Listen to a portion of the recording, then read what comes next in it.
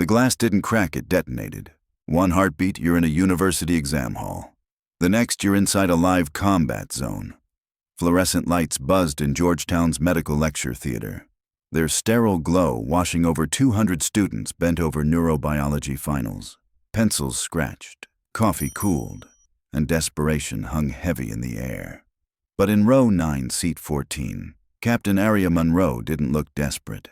Auburn hair tied back in a regulation-tight knot, spine straight, posture perfect, even in civilian clothes. She looked more like a soldier on standby than a senior pre-med hoping to pass. While others fidgeted and cursed equations, Aria carved through questions with the focus of a combat pilot, reading threat radar precise, unflinching, surgical. Her watch ticked 1423 hours, a battered military G-Shock, scarred from a place no college student had ever been. Helmand Province. She was 3 problems ahead of schedule. That's when the world ripped open. Windows exploded inward, raining crystalline shrapnel across exam booklets. Screams, desks overturned. 6 black-clad figures dropped from rappel lines, hitting the floor with lethal synchronicity. Tactical gear absorbed the light. Weapons tracked the room like predators. Everyone down, hands visible. The command hit the walls like gunfire. Students dove for cover, but not Aria Monroe. She set her pencil down with deliberate calm, green eyes ocean deep. Combat Hard tracked their entry formation, already dissecting weak points. This wasn't panic. This was analysis. Then came the name. A single call sign that cut sharper than broken glass. Specter One. Every operator's head snapped toward her. 200 students froze, realizing the invasion wasn't random. It was extraction. The team leader advanced, weapon lowered but ready. Voice clipped through his throat mic, package located, target acquired. Years of shadow operations weighed in every syllable. Around them, exams scattered like autumn leaves, academia disintegrating into chaos. The teaching assistant trembled, clipboard useless against a breach team. Campus police sirens wailed distantly, hopelessly late. But Aria Monroe stayed seated, steady as stone. Years of training whispered the same truth. Sudden movements near armed professionals ended badly. The team leader stopped before her desk. "Ma'am, wheels up in 20. Code black." Her pulse stayed even. Only her jaw flexed the subtle acknowledgement of a soldier hearing orders she never wanted again. She rose. Movements efficient, precise. "My gear." Her voice carried command, not request. Waiting at the bird. Students gaped as the classmate they'd known from study groups, just another med student grinding for a white coat, transformed into someone else entirely. She walked across shattered glass without hesitation, sneakers crunching underfoot. At the frame of the blown-out window, she paused. Her exam booklet lay open on the desk, 18 questions complete. 2 unfinished, another perfect score abandoned. She didn't look back again. The rappel line caught her as she stepped into open air, descending the facade with practiced calm. Below, the MH-60S Phantom, rotors already clawing the air, waited on the campus quad as her boots touched grass. Muscle memory consumed her. Automatic crouch, rotor wash lean, door grip pull. Nothing about her moved like a student. Everything about her screamed operator. The helicopter lifted before she strapped in, the red brick towers of Georgetown shrinking below. In 30 seconds, she'd gone from finals week to code black. And whatever waited beyond Washington, D.C.'s skyline was about to prove that Aria Monroe's civilian life was nothing more than borrowed time. If that first moment hooked you, don't blink now. This is only the beginning of Specter One's return. Hit subscribe, drop a comment with where you're watching from, and stand by for part 2 because Code Black has just begun. Fuel trucks and carts rolled like chess pieces across the tarmac at Andrews Field, summoned by invisible orders. The whole base thrummed with a rhythm Aria hadn't heard in 6 years. Urgent, controlled, dangerous, but routine to those who lived it daily. She walked beside the Delta team leader, her civilian hoodie and jeans absurd against the sea of flight suits and tactical armor. A med student stepping off campus finals wasn't supposed to be here. But then again, most med students hadn't once flown Black Hawk insertions through the mountains of Afghanistan. Briefings inside. The team leader gestured toward a nondescript concrete building. No insignia, no windows, the kind of place that didn't exist on any official map. Inside, 3 figures waited at a mahogany table. A Navy captain she didn't know, a woman in tailored gray civilian clothes, but every angle screamed intelligence community, and a Marine colonel whose presence straightened her spine before he even spoke. Specter One. His voice carried 6 years of history in a single word. Aria's hands snapped to parade rest before she thought about it. "Sir." "At ease. Sit down." The intel officer lit a wall display. Satellite images flooded the room, jagged ridges, steep valleys. Aria's pilot brain began calculating approach vectors without conscious effort. 76 hours ago, the officer began. A 6-man Delta Force recon element was inserted into Kunar province to verify intelligence on a high-value target. Observe only. No engagement. No extraction. They went dark, Aria said flatly. The captain nodded. 48 hours past due. No beacon. No comms. Drones show nothing except this. The image shifted a compound in the valley. Geometric precision in its walls. Vehicles not native to the region. Defensive positions built by professionals. The colonel leaned forward. Thermals show at least 120 hostiles. Sophisticated comms. Multiple surface-to-air missile sites. Not the small-time outfit intel promised us. Aria exhaled once. The math was already in her head. Too many fighters. Too many guns. So you want me to find them. Extract if possible. Confirm KIA if not. The intel officer shook her head. Negative. We want you to complete their mission. Recon the compound. Collect intelligence. Get out. The weight hit like lead. Recon into a fortress crawling with hostiles wasn't rescue, it was suicide. Her eyes flicked down for a moment. Georgetown lecture notes. The dream of a white coat. The promise of building life from textbooks instead of body counts. She thought of classmates who worried about grades and internships, of how she'd fought for years to make herself believe she could be one of them. And now, with a single code word, all of it was being torn away. With respect, Aria said. Voice, taut. I've been out 6 years. I take exams on neurotransmitters now. The colonel's eyes hardened. But you've flown that valley before. Night insertion. Operation Iron Dagger. You put a Black Hawk down on terrain no pilot had business landing on. You brought every man home alive. The memory slammed into her chest like rotor wash. That night, the voices on the radio, the body bags they avoided by inches. That was different, she said quietly. This time. The intel officer cut in. You have something better. Surprise. The screen flipped again. Specs of the modified MH-60S Phantom stealth skin. Extended range, passive radar, no weapons, just insertion, single operator. The captain said, low-level penetration, radio silence, get in, confirm intel, get out, extraction, only if higher command authorizes once intel is confirmed. Aria caught that phrasing, a lifeline of ambiguity.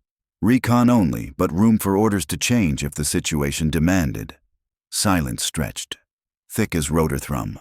Deniable, disposable, perfect. What's the timeline, Aria asked. Wheels up in 4 hours. Insertion 0330 local. Her stomach tightened. 4 hours to forget Georgetown. 4 hours to remember she was a combat pilot. The colonel rose, gears waiting in the hangar. The smell of aviation fuel hit like déjà vu. The Phantom sat under harsh lights, sleek and predatory. A crew chief walked her through modifications, extra fuel cells, enhanced avionics, passive radar, then the ready room. Her name stenciled fresh on a locker. Inside flight suit, ceramic armor, survival kit, and wrapped in oiled cloth. her old service pistol. Her hand shook as she unwrapped it. Not fear, recognition. The weight of memory pressed cold and real in her palm. She field-stripped, reassembled, muscle memory flawless. Each motion said what she didn't want. Specter One. Always Specter One. Outside, engines roared. Ground crews preparing a ghost for a mission that didn't exist. And Aria Monroe realized by dawn, she'd either bring 6 soldiers home or join them in silence. The world beneath the MH-60S Phantom shed its city lights and hardened into wilderness towns to scrub. Scrub to stone. Stone to the kind of mountains where governments existed mostly on paper and power belonged only to whoever controlled the ridgelines. Aria rode the darkness at treetop level. Instruments dimmed, cockpit cloaked in green glow. The bird felt less like an aircraft and more like a predator holding its breath. Specter One approaching Point Alpha. She murmured to nobody in particular. The way protocols demanded an illusion of conversation when in truth she was hundreds of miles from help. On her display, the Phantom was a lone green pulse moving across monochrome terrain. But the screen didn't show the human element, the fighters who had erased a 6-man Delta team without a trace, or the engineers who had somehow built a fortress in a valley where there shouldn't have been concrete, let alone radar. 0315 local, 15 minutes to insertion. 15 minutes to find out if 6 years of quiet classrooms had blunted the instincts that once let her set a Black Hawk down on a ledge no bigger than a truck bed. The mountains rose like black teeth. She shaved another 50 feet of altitude. Bled speed. Let the Phantom's stealth skin drink the night. Ridge after ridge narrowed sound into funnels. The kind of geography that could hide ghosts or bury intruders forever. Specter One approaching Point Bravo. Her voice was clipped, calm, professional. No hint of the truth if something went wrong here. No cavalry was coming. The valley revealed itself in pieces. First the sawtooth skyline, then a bowl of stone, then geometry that had no business in such a place. Straight lines, berms, vehicles parked in lanes, floodlights swinging across razor ground. She slid behind an outcrop, let the rotor wash fade, and killed the engines. The Phantom became another shadow. Silence rushed in like pressure.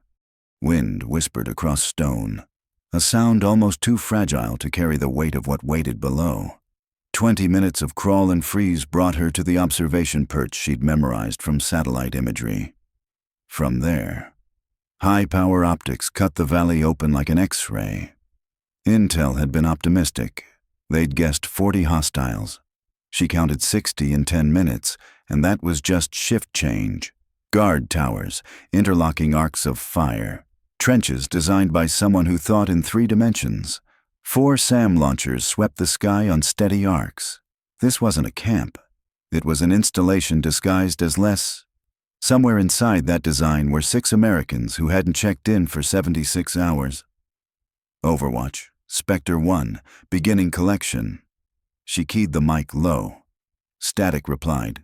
The mountains ate radios alive. She hadn't expected more.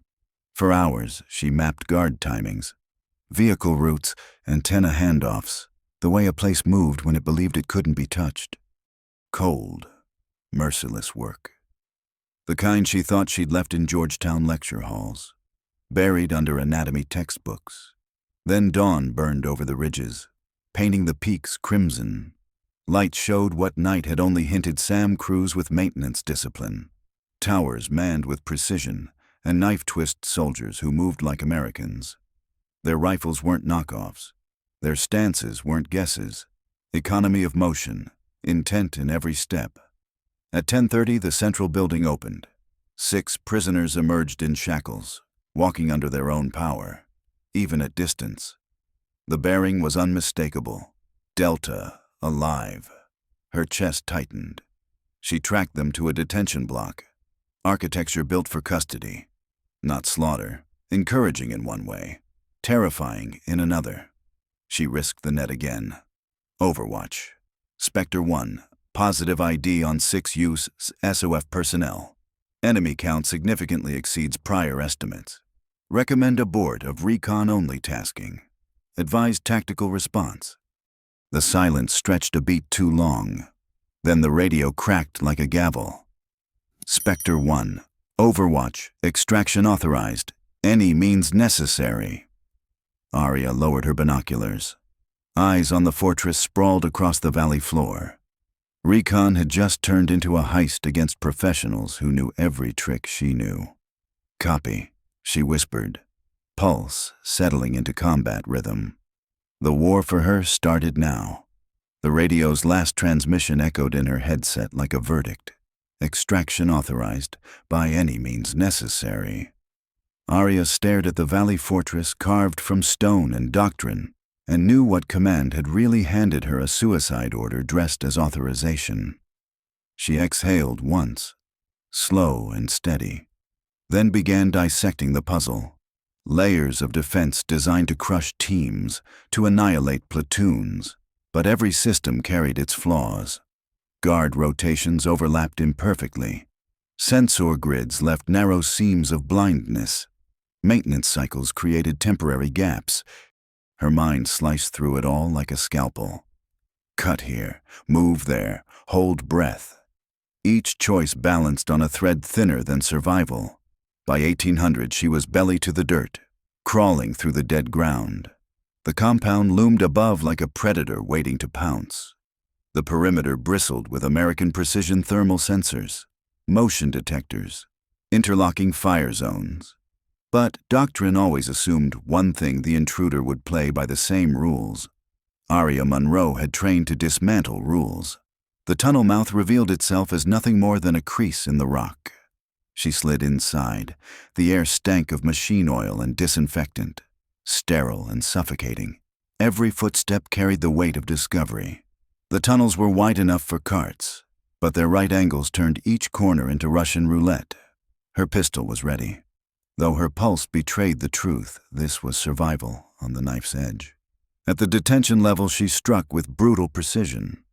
One guard collapsed in a chokehold before he had time to exhale. Another dropped silently, shock stealing his cry. These weren't insurgents. Their stance, their disciplined professionals, maybe Americans. The thought clawed at her, but hesitation was death.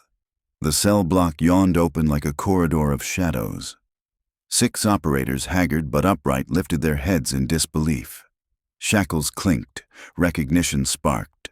Extraction. She whispered, "We're leaving, now." The team sergeant stepped forward, chains rattling. His voice was hoarse but professional. "Ma'am, we're mobile. What's the plan?" "Same way I came in. Stay close, stay silent. But plans rot fast on enemy ground." Shouts echoed down the stairwell before they reached the junction. Flashlights stabbed the dark. Orders barked in American English. The nightmare confirmed some defenders weren't outsiders. They were defectors. Brothers turned predators. The tunnel narrowed to a choke point, a coffin waiting to be sealed. Aria shoved the operators forward, covering their flank, until instinct overrode training. She pivoted, leading them toward the motor pool, a gamble built on audacity. And there it was, salvation on tracks. An armored personnel carrier, fueled, primed, keys hanging from the dash like a dare. "Load up!" she barked, throwing herself behind the wheel. The engine roared awake, thunder booming across the valley. Sirens answered. Floodlights cut the night into slices of white. The compound erupted. Hornets from a torn nest. Rounds hammered steel as Aria jammed the throttle, turning the APC into a battering ram. Concrete splintered. Towers spat muzzle flashes. They were in a kill box, but momentum was its own weapon. The gate exploded outward in sparks and fire as they tore free. "Where the hell are we going?" "Ma'am," the sergeant shouted over the roar. Aria's eyes locked on the ridgeline where the Phantom waited, silhouette etched against starlight. "Home," she said. But even as she pressed the accelerator, headlights multiplied behind them. Engines howled, missiles armed. She knew the truth. Reaching the helicopter was only the beginning. Ahead waited the impossible math whether the Phantom could lift 7 souls beyond the valley alive. Behind them, war itself had taken human form, closing fast, with fire in its hands. The Phantom's engines clawed at the night, every vibration screaming that steel and willpower were the only things keeping them airborne. Gauges bled into the red. Fuel math whispered impossible odds. Yet Aria's hand stayed steady on the cyclic, instincts overriding exhaustion, threading her overloaded bird through valleys sharp enough to bury them all. Each mile dragged them farther from the fortress and closer to friendly radar. Each mile also chewed at the last strength of a machine flying past its limits. In the cabin, the rescued operators stayed silent, their eyes fixed on her. Warriors who knew the truth, sometimes survival balanced entirely on one pilot's refusal to quit. Specter One. "This is Overwatch. We have you on scope. Status." The voice cracked through static, tight but relieved. 7 souls aboard," Aria answered. "Aircraft condition marginal. Request priority landing. Copy. Cleared direct to Jalalabad airfield. Emergency services standing by. Outstanding work." She almost laughed. Outstanding work. That was what they called tearing 6 lives from a fortress designed to crush them forever. That was what they called one pilot, carrying a Phantom beyond reason. Maybe outstanding was enough. When the runway lights of Jalalabad rose out of the dark, it felt like fiction. The Phantom landed with the collapse of an athlete past the finish line. Rotors slowed, medics pulled the operators clear, mechanics swarmed the dying aircraft. Aria pulled off her helmet, and with it the illusion that she was still a student from Georgetown. That life was gone. The debrief came under harsher lights at the Bagram Joint Operations Center JOC, in a room crowded with flag officers, analysts, and civilians whose affiliations needed no labels. The SOF personnel stood at attention, their testimony crisp. What they'd seen wasn't insurgent improvisation. It was doctrine, American doctrine, carried out by Americans who had crossed a line no one admitted existed. The colonel's gaze lingered. "Your call sign Reaper wasn't given lightly. You proved tonight why it still belongs to you." The silence that followed was heavier than gunfire. He leaned forward. "Reaper, would you consider returning to active duty permanently?" The words hit like an incoming round. 6 months ago, she'd memorized neurotransmitters. 6 hours ago, she was stealing prisoners from an enemy who looked too much like herself. Now the system wanted her back, whole, permanent. She looked at the operators she'd saved. At the intel officer who knew this was bigger than one valley. At the colonel who had trusted her when no plan made sense. Finally, she allowed herself a faint smile. "Sir, can I finish my finals first?" The laughter that followed was brief, genuine, edged with respect. But beneath it lay recognition some doors never closed once opened. 6 months later, North Island, the same tarmac, a different life. Major Aria Monroe walked in a flight suit carrying insignia meant for shadows. Behind her waited a new helicopter, larger, deadlier, painted black. The 6 operators she'd pulled out stood ready, now the core of a unit that didn't officially exist. Ready for another impossible one. "Ma'am," the gunnery sergeant asked. Aria slid into the cockpit, fingers brushing familiar controls. "Gunny," she said, eyes on the horizon. "Impossible is what we do." Engines thundered, lifting them into a California sunset. Below, the city spread like scattered stars, millions of lives safe, unaware of the price. And ahead, beyond the horizon where light surrendered to shadow, waited another mission, the kind only Reaper could fly. Peace is never free. It's carried on the blades of those willing to fly into the dark. And, for Reaper, the war has only just begun.